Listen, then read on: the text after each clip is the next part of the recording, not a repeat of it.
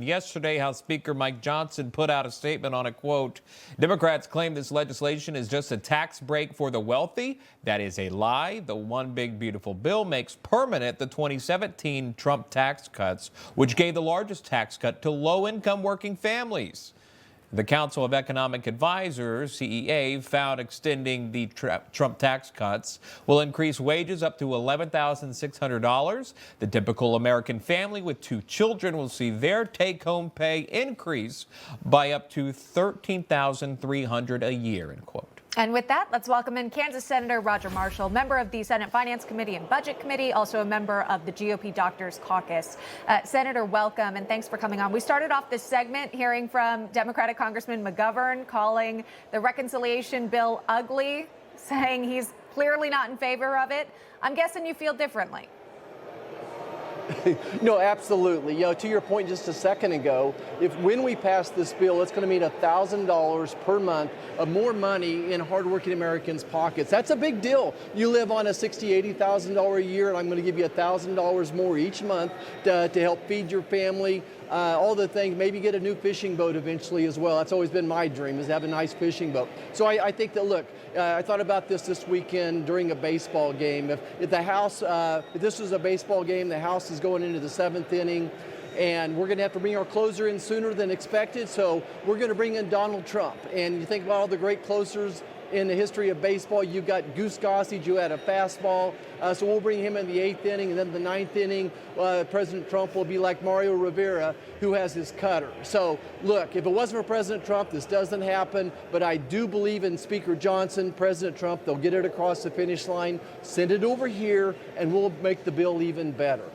Well, I'm with you on the fishing boat. I'd love a brand new boat. That'd be great. And I'm sure a lot of other folks would love that as well. I want to ask you about President Trump and his visit to Capitol Hill, which is, as we pointed out, a rarity for the Commander-in-Chief to go over to Capitol Hill and to really get in the nitty-gritty of this bill. How much of an impact does that make? It's all the difference in the world. If you think about where the big divisions are on this bill, it's the salt tax. Here you have some Republicans from districts that are blue, and they want this salt tax to go up. And by the way, it's going to cost $1 trillion over the next 10 years. And you have conservative Republicans, myself, who say the biggest issue in the country right now is our national debt. And there's so many other things we could do with that $1 trillion rather than spending it, giving these people from blue states a big tax break as well. So President Trump is trying to find that sweet spot. This bill is not perfect. This is not the bill that a conservative Republican like myself would write, but we're getting there. This is the first step towards a balanced budget. We need to deliver on the president's promises. The Senate took some action of its own yesterday. We saw no taxes on tips. Unanimous support here. And that was sort of isolated, right? This big, beautiful bill's got everything in it. But what do you think about that, Senator? The idea of sort of picking apart different pieces of key Trump administration agenda points and voting on that and then seeing how people decide.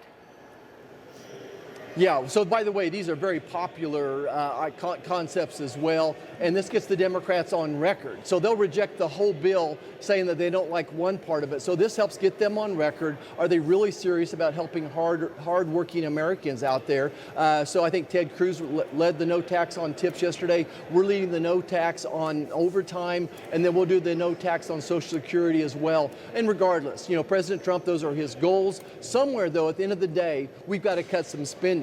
Right now, the House has cut about $1.5 trillion in spending over the next 2 years. We really need to get to $2 trillion in cuts to be able to pay for President Trump's priorities like we just talked about. Information. Truth. Is freedom. Is Newsmax. It's real news for real people.